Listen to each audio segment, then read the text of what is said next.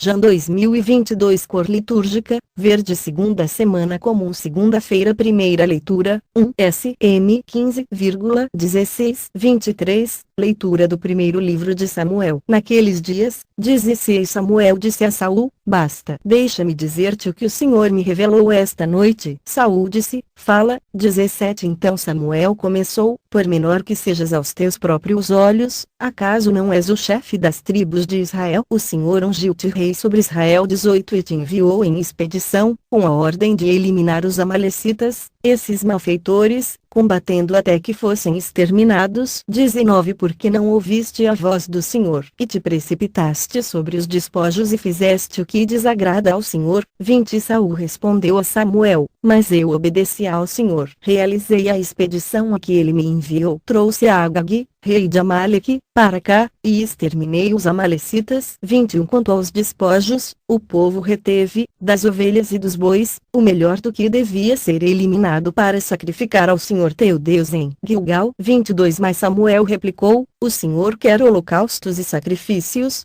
ou quer a obediência à sua palavra? A obediência vale mais que o sacrifício, a docilidade mais que oferecer gordura de carneiros. 23. A rebelião é um verdadeiro pecado de magia, um crime de idolatria, uma obstinação. Assim, porque rejeitaste a palavra do Senhor, ele te rejeitou, tu não és mais rei. Palavra do Senhor. Graças a Deus. Responsório, SL 49. A todo homem que procede retamente, eu mostrarei a salvação que vem de Deus. A todo homem que procede retamente, eu mostrarei a salvação que vem de Deus. Eu não venho censurar teus sacrifícios, pois sempre estão perante mim teus holocaustos. Não preciso dos novilhos de tua casa nem dos carneiros que estão nos teus rebanhos. Como ousas repetir os meus preceitos e trazer minha aliança em tua boca? Tu que odiaste minhas leis e meus conselhos e deste às costas as palavras dos meus lábios. Diante disso que fizeste, eu calarei. Acaso pensas que eu sou igual a ti? É disso que te acuso e repreendo e manifesto essas coisas aos teus olhos. Quem me oferece um sacrifício de louvor, este sim é o que me honra de verdade. A todo homem que procede retamente, eu mostrarei a salvação que vem de Deus. Evangelho, MC 2,18-22. O Senhor esteja convosco. Ele está no meio de nós. Proclamação do Evangelho de Jesus Cristo segundo Marcos. Glória a vós, Senhor. Naquele tempo, 18, os discípulos de João Batista e os fariseus estavam jejuando. Então, vieram dizer a Jesus: por que os discípulos de João e os discípulos dos fariseus jejuam, e os teus discípulos não jejuam? 19. Jesus respondeu: os convidados de um casamento poderiam,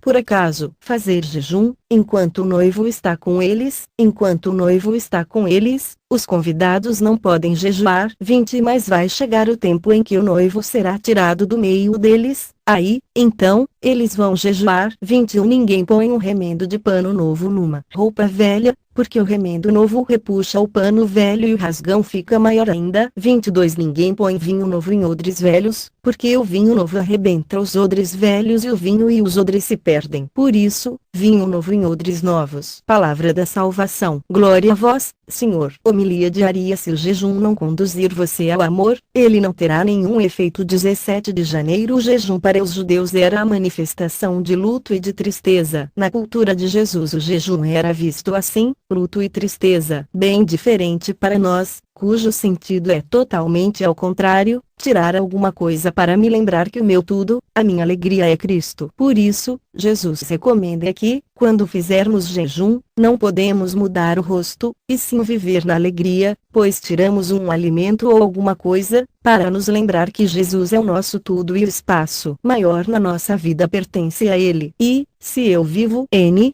por Ele e para Ele, a minha vida é repleta de alegria. Se o jejum não me conduz para o amor, ele não terá nenhum efeito. Por mais rigoroso que possa ser o jejum que eu faço, ou que você faça, ele será infértil, vazio e em vão.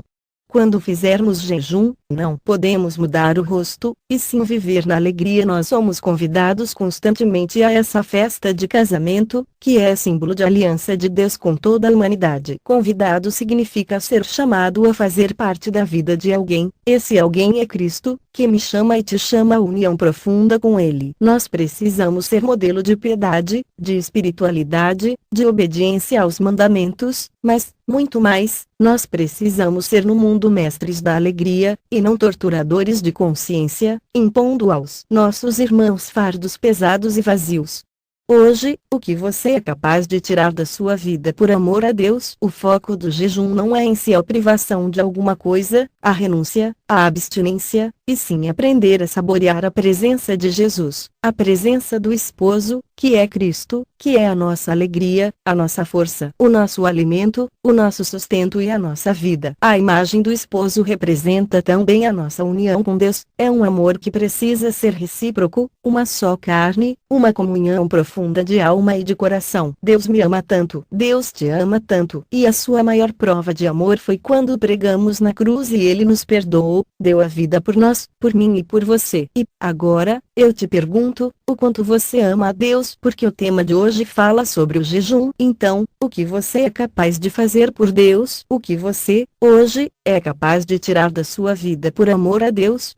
E não digo somente sobre os alimentos, mas digo também sobre comportamentos, atitudes, situações, pecados que precisamos tirar do nosso coração, para que Deus seja, de fato, tudo na nossa vida, a nossa única alegria. Sobre todos vós, a bênção do Deus Todo-Poderoso, Pai, Filho e Espírito Santo. Amém. Para ver descrições ausentes de imagens, abra o menu de contexto. Padre Donizete Ferreira, sacerdote da comunidade Canção Nova. Santo do dia, pai do monaquismo cristão. Santo Antão nasceu no Egito em 251 e faleceu em 356. Viveu mais de 100 anos, mas a qualidade é maior do que a quantidade de tempo de sua vida, pois viveu com uma qualidade de vida santa que só Cristo podia lhe dar. Com apenas 20 anos, Santo Antão havia perdido os pais, ficou órfão com muitos bens materiais, mas o maior bem que os pais lhe deixaram foi uma educação cristã. Ao entrar numa igreja, ele ouviu a proclamação da palavra e se colocou no lugar daquele jovem rico, o qual Cristo chamava para deixar tudo e segui-lo na radicalidade. Antão vendeu parte de seus bens, garantiu a formação de sua irmã, a qual entrou para uma vida religiosa. Enfim, Santo Antão foi passo a passo buscando a vontade do Senhor. Antão deparou-se com outra palavra de Deus em sua vida: não vos preocupeis, pois, com o dia de amanhã. O dia de amanhã terá suas preocupações próprias. A cada dia basta o seu cuidado. MT 6,34. O Espírito Santo iluminou e ele abandonou todas as coisas para viver como eremita. Sabendo que na região existiam homens dedicados à leitura, meditação e oração, ele foi aprender. Aprendeu a ler e, principalmente, a orar e contemplar. Assim, foi crescendo na santidade e na fama também. Sentiu-se chamado a viver num local muito abandonado, num cemitério, onde as pessoas diziam que almas andavam por lá. Por isso, era inabitável. Ele não vivia de crendices, nenhum santo viveu. Então, foi viver neste local. Na verdade, eram serpentes que estavam por lá, por isso, ninguém se aproximava. A imaginação humana vê coisas onde não há. Santo Antão construiu muros naquele lugar e viveu ali dentro, na penitência e na meditação. As pessoas eram canais da providência, pois elas lhe mandavam comida, o pão por cima dos muros, e ele as aconselhava. Até que, com tanta gente querendo viver como Santo Antão, naquele lugar surgiram os monges. Ele foi construindo lugares e aqueles que queriam viver a santidade, seguindo seus passos, foram viver perto dele. O número de monges foi crescendo, mas o interessante é que quando iam se aconselhar com ele, chegavam naquele lugar vários monges e perguntavam: onde está Antão? E lhes respondiam: ande por aí e veja a pessoa mais alegre, mais sorridente, mais espontânea, esse é Antão. Ele foi crescendo em idade, em sabedoria, graça e sensibilidade com as situações que afetavam o cristianismo. Teve grande influência junto a Santo Atanásio no combate ao arianismo. Ele percebeu o arianismo também entre os monges, que não acreditavam na divindade de nosso Senhor Jesus Cristo. Antão também foi a Alexandria combater essa heresia. Santo Antão viveu na alegria, na misericórdia, na verdade. Tornou-se abade, pai, exemplo para toda a vida religiosa. Exemplo de castidade, de obediência e pobreza. Santo Antão, rogai por nós.